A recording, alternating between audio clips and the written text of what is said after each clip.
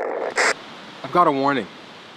If you don't have a brand full of loyal followers that are ready to help you build your business, and your business is about ready for a beatdown.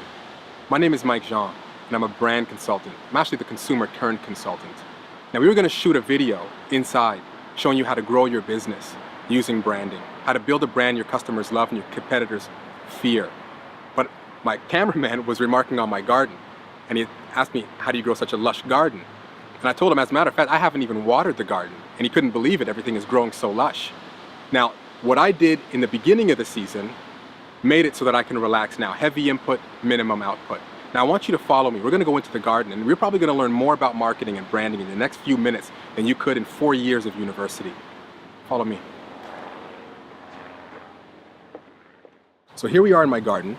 Now we're going to talk about how to build a brand that your customers can't live without and competitors fear. But first I want to tell you a little story. You know, when I first moved from Toronto, the big city, to the small town I'm in now, I had a backyard for the first time in like 10, 11 years. So I decided I wanted to grow a garden. I wanted to grow some vegetables, but I didn't know anything about growing vegetables. So we headed down to the nursery, and this was late into the summer when we moved. So there were old Charlie Brown looking tomato plants and an old cabbage plant, but I was determined and I grabbed what I could get.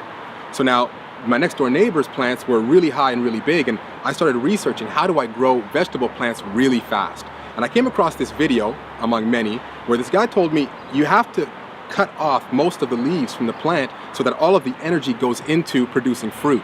Now, I guess it made sense at the time, so that's what I did. Needless to say, it didn't work out so well. We got one pink, mushy tomato, and that cabbage plant ended up being a cauliflower. So that year, I decided I would never let the garden beat me again. I was going to beat the garden into submission. So I went to the library, got as many books as I could. I went online and read everything I could about how to grow an organic garden. I ran across this video that introduced me to what we call permaculture. And now this was a farmer in the south of France who after 23 years doesn't plant anything. His tomatoes come up by themselves, his peppers come up by themselves, celery, broccoli, all sorts of stuff. He doesn't do anything. And now the horticulturalist, the reporter, asked him, how do you grow such great vegetables? Because not only did his vegetables come up by themselves, they were the best of vegetables. He had kale leaves the size of your head, this big. So his answer was my aha moment. He said, I don't grow vegetables, I grow soil. I grow the soil grows the vegetable.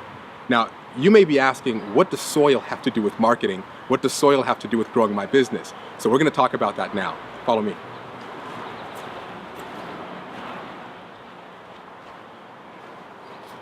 We're here in one of the favorite parts of my garden. This is where I keep my heavy feeders. It's my pepper plants, my tomato plants, and my eggplants. You know, I keep them here because this is the oldest section of our garden. This is one of the first beds we ever put in. And so the soil is the richest here.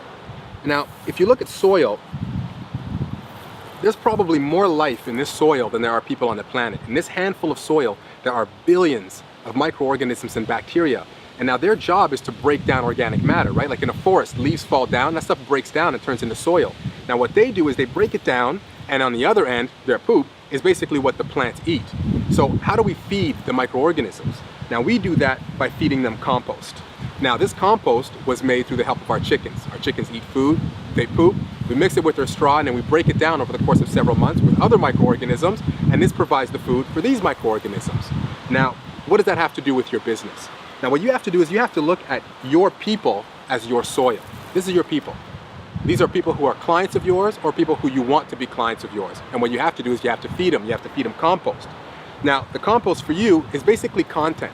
What you want to do is you want to be able to help them. The more you feed your people, the more they put out on the output. The faster they end up building the plants, which is your business, and the faster your business fruits, which are the fruits of your labor.